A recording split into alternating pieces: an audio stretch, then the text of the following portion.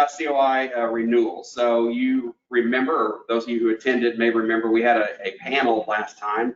Talk about, what does it look like for COI renewals? What's your plan? How's it going? Just basically some general thoughts. We had Coast Guard representative, I think, on that as well, and a couple other folks talk about it. But now, let's fast forward. We're 6 months, a little bit further into the COI renewal process. So this part, I don't get to talk. This is definitely going to come from you all, because I have not done any COI renewals. We don't do that at TVIB, but you, the audience, have. We're going to just basically work right through all these questions. We're not going to do them individually, but I want you to look up there and see, what kind of experiences have you had since then?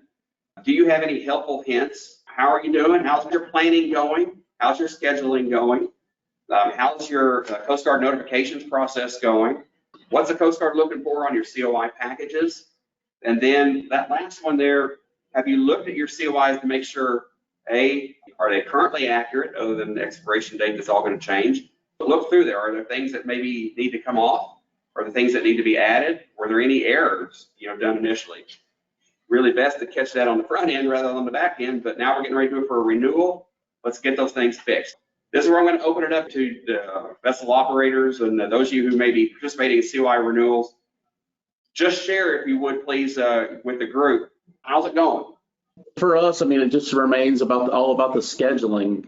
And, as far as the paperwork process, it's all been pretty seamless. And have you guys had a chance to digest this new work instruction that just came out? I just saw it this morning for the first time, the CVC work instruction 013. I guess there's a lot of changes about how the Coast Guard can go about things, having to do with, whether you're TSMS or not, and whether you have all your surveys done, and then whether your surveys were done by an external party as opposed to internal. I don't know if you had a chance to look at any of that yet. I think multiple staff members have looked at it. I don't know that we're prepared today to give you here's TVIB's perspective on what we've read. I'm sure you will be feeling or experiencing our take on that as soon as we do get a good review. Unless Tab or Lauren, either one of you have a particular comment you'd like to make. I can speak to it a little bit. We're definitely still digesting. So yes, CVC published this work instruction yesterday. What they've done is it's now a 20-page document, so there's a lot of stuff in this work instruction, but they have sunset 2 policy letters and basically moved the wording from those policy letters into the work instruction. So 1702, which was on TSMS certificates, and 1801, which was initially the random audit, vessel audit, and then they added some additional language. Those have both been sunset. They incorporated all of it into this work instruction. John, to your question, there is decent language about renewals for COI. They are offering now something that they're calling a reduced risk-based inspection for TSMS option vessels. This is something that the owner managing operator will have to request when you submit for your COI inspection. You'll have to specify you believe you qualify for this reduced risk-based inspection. It's a direction to the marine inspectors to reduce their inspection down to the essential systems, as noted in the CG 840 book. So it should not be a full scope inspection. Vessels that can qualify for this reduced risk-based inspection have to, the language says survey in the last year. There cannot have been any major nonconformities issued to the vessel within the last 5 years, and no Code 30 deficiencies issued by the Coast Guard in the last 5 years. That is a new option that they haven't previously written about. They've also gone into operators requesting to move their COI inspections up early. They have reiterated their intent to have a Coast Guard inspection prior to issuing a COI, and they want those dates, the inspection tied closely to the COI issuance for renewal. But they do have a pathway, so if an operator wants to reschedule a COI inspection more than 3 months before the expiration of the COI, you can reset your COI anniversary dates. Your dry dock dates will remain the same. My understanding is that this work instruction doesn't get into this language, and I had a phone call with CVC last week about how does an operator present objective evidence of a dry dock if you're planning to renew your COI early. because you have your 5 years. Like I said, this work instruction doesn't really speak to that. My understanding is that is allowable. They may issue a work list item 835 just so they have some visibility a year down the road to double check that that dry dock actually happened. This is really available for operators that may have scheduled a dry dock earlier than their 5 years. So your dates on your COI would reset, your dry dock dates will hold the same. There's a whole lot else in this work instruction about external audit scheduling, change in inspection options, from Coast Guard option to TISMIS, if you're switching TVOs, if you have a new to TISMIS option operator. So there's a lot of information there. Hopefully some things have been clarified. Kayla mentioned, we still need to dig into it. So that's kind of my surface level review of the work instruction. You had talked about, I think, scheduling. I think you had mentioned, John, as one of the most important things. And when you talk about that, can you expand on that? Is that scheduling with the Coast Guard? Is that scheduling to ensure that you've got a dry dock in time, or which? Maybe expand on that just a little bit. Dry docks haven't been a problem, really. It's more about scheduling the Coast Guard to get on board the boat. And, in our business, you have a lot of turning and things like that where the boat doesn't end up where it's supposed to be when you thought it was going to be, and the Coast Guard sometimes can't. They don't have the ability to change their schedule on a minute's notice, you know what I mean? So we'll cancel it or tell them the boat isn't where it's supposed to be. Can you do it tomorrow? But they're booked. They've already got other commitments. So that continues to be the struggle for us. Yeah, it makes sense. And those of you who follow Coast Guard type of news, you may know that the Coast Guard has publicly said they are 10% short currently on enlisted personnel. They're close to that same percentage short on officer personnel. That's massive. The Coast Guard is also laid up, I think it was 13 cutters. There are multiple stations that are being shuttered and closed down permanently. So Coast Guard has a personnel problem. That might compound our problem getting COIs renewed, especially like you said, John, with schedules that change. It's going to be challenging to continue that on, that's for sure. How about others? The last time we had an info session, I talked about hopefully trying to get to a place where we could have inspections during downtime and then just submit those for credit when we renewed the COI, but apparently that wasn't well received, and I don't think we're going to get any traction on that. Yeah, I don't think the Coast Guard was open to that wide range of potential dates, maybe up to 4 or 5 month difference on the time. So I can respect that perspective from them. It doesn't make it better for us, but I agree with it. There had to be some kind of give and take. I don't know the answer. I can speculate ideas, but they're not going to, anything anybody should, hang their hat on to go out here today. Pat, how are the experiences going for you all? Any changes since the last time, or maybe kind of quick refresh on how things are going? Well, I got a couple of comments on it. So the first is we were having huge issues with scheduling. We've actually canceled more COI inspections than actually ones we've held. It's a resource constraint. It's low problems with low water. It's water closures. It's delays. You do the best you can, and I'm sure everybody in this room understands that you try to cut it as close as you can because you don't want to impact operations. You don't want a boat sitting there for 24 hours or 48 hours or even 5 minutes for that matter. So that's a huge issue. We found out about a week ago, I believe it was Paducah and New Orleans were booked out through November. So if you try to modify anything to do with your inspection, or if you're even delayed a few hours, you're going to lose 30 days. And that's, to me, not acceptable. I understand we're all in the same boat, no pun intended, but Coast Guard resources are strapped, ours are strapped. Low water is causing us problems. Hopefully that's a temporary issue because we notify multiple sectors. It's almost like they need to set specific teams at certain locations, and what they do for that area is they do COI inspections. And when somebody pulls in, they give them a call, they get it done. The Coast Guard is going to have to do something because it's starting to impact industry.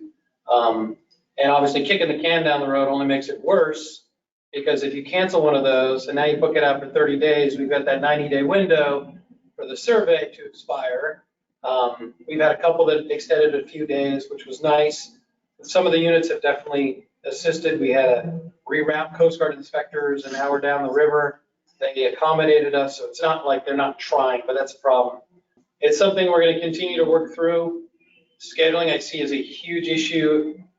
Bumping us 30 days for, last minute in some cases. I mean, somebody has an accident, they shut down the waterway for 6 hours, guess what? You just lost your COI inspection. So I think maybe it's you put people on notice, and certain teams are out there and they're to do COI inspections. People call and they do them around the clock. I mean, I don't know if it's around the clock or at least during the workday or, during some weekends, because it's just not acceptable to be impacting industry, especially with, the bandwidth already being constrained by low water and the draft restrictions.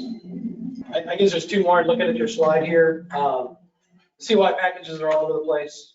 Everybody asks for something different. It's not a huge issue because we have the information, but it would be nice to have it standardized so it can happen like that. And the COI review for accuracy, once again, that is solved by the electronic COI, because what happens is if they print it out and they send it to us and we find mistakes, which we find them all the time, or we, ask for combinations on crew or whatever else is concerned, it takes like 30 days before you start mailing that through the mail. I mean, once again, you essentially have an invalid COI on board, and we can get hit from our customers saying, hey, you're not operating in accordance with your COI or an external audit. There's nothing they can do either. They've got to follow the regulations. But if you can do an electronic COI, you can send it ASAP. And we discussed this at National Towing Safety Advisory Committee.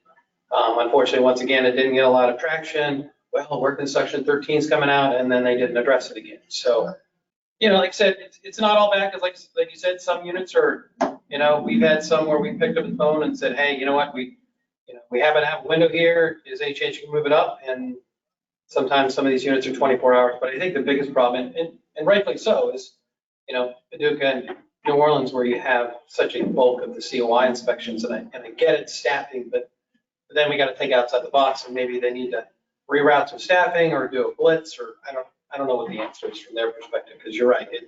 I know very well about the recruiting problems. Yeah, and the compound, they just lost a re-inspector. So what sense does that make? Yes, go ahead. Yeah, so I mean, kind of along the same lines of what Pat's saying, and John too. As far as the packets go, that is certainly an inconsistency, but there was as part of what came out yesterday, it looks like there's a new vessel particulars form maybe that I haven't got to compare it to what we've been using to see what's changed on that, but that's a new piece of the puzzle that may help or may hurt, I don't know. And then, to your point about Huntington and some of the other areas, there are definitely some shining stars in the Coast Guard that are really trying to work with us. And then there are the, of course, the opposite, where they'll tell you they're only going to do inspections, Tuesday through Thursday. So you've got both ends of that. And I don't know how it's the age old problem. When we're not going to be consistent, they're not going to be consistent. And I don't know whether we have any voice with or how we should go about pointing out the specific inconsistencies that are causing the problems. And I don't know, maybe you all have a better avenue to point out those specific things. But is there something we can be doing as industry partners? Where do we funnel those to when we find specific things that might be helpful for them to know overall? Today, TVIB is talking about it with our audience. Pat, in his various activities that he's involved with and interacting with the Coast Guard, he's getting the message out there. I'm sure AWO members and AWO is out talking to the Coast Guard about these same similar issues. Todd, I know you have meetings with the various sector representatives on a regular occurrence. We have interactions with the Coast Guard on regular occurrence. We need to start talking about this, but what we need to do is make sure that we're all not just all over the board of all these crazy ideas, but we try to come up with some common topics about timing, personnel availability, even, just when I talk to, somebody sector up or whatever about shortages of personnel, they can't help that. But I've sure talked to them about it. I mentioned it to Captain Bender just a couple of weeks ago. They appreciate it that he's not the one who raised his hand and said, I've got someone I can give up. Okay, that's not the way it worked. He has supervisors and they took his billet. Actually, they took 2 billets from sector upper. but they're gaining a civilian bill back, so I guess it's a net loss of 1. So I think we need to talk every time we get a chance to every level. You know, your people who are coming out doing the inspections, they're not the ones that can make change effect.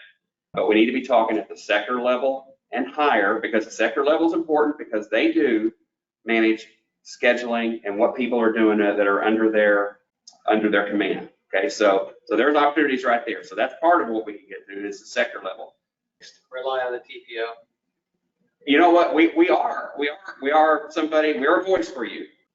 Caleb, has there been any discussion with the sector level of the Coast Guard based off of utilization of resources and kind of some efficiencies there? I'm going to ultimately no, but we're talking about things that we manage differently. I see a lot of differences in the Coast Guard and how they manage, how a field unit is managed by that commanding officer varies wildly. I'm not saying one's better than the other. I just know that from a business perspective, that's not the way the real world is ran on a lot of things. But we're not going to, we can't fix that. Here's an example. So Pat just said New Orleans is booked out through November, right? Yep. So any COI inspection, kick it down the road 30 days. I did a new construction that happened to be built in New Orleans. 4 inspectors came out and did a 4-hour inspection. So that's 16 man hours. That 16 man hours could have been very easily processing the COI package or doing a COI inspection or something like that. For a new construction with stamped plans, oversaw the bid, like there's a lot of kind of duplication of work that the Coast Guard is doing, and they don't necessarily use their resources effectively. I agree with you 100%. This is why we need to hopefully get some traction with these work instruction depositors that come out to talk about reduced scope and things like that. And hey, you're right. I mean, TPOs, we're not the shortcut, right? TPOs aren't the shortcut process. We're just a different process. Caleb, he mentioned we had our first COI inspection a few weeks ago. Should the COI date stay the same as the first one, or does it reset to the date of the inspection? And their inspection, or their original COI date expired October 23rd. The renewal inspection was on the 18th, and the new COI date is the 18th in 2028. I will tell you that this new work instruction has a chart. It reiterates that since you did your COI inspection within that 3 months before your COI expired, your new COI issuance date should have stayed the same as what was on your original COI. So it should not have changed your COI date. I'm guessing this is one of those areas that we will continue to see inconsistencies. And I don't know that Coast Guard fully appreciates what changing the COI dates to match a COI inspection will do to annual survey windows and how operators have these things calendared out. So the guidance I can give you is from here on out, I would go back to the Coast Guard and, you can ask them, point back to this work instruction. Obviously it wasn't in effect when this COI was issued, but it is clear on this work instruction what the intent is as far as the dates should be. Okay, thank you so much. That's what I was thinking also, but I wanted to confirm.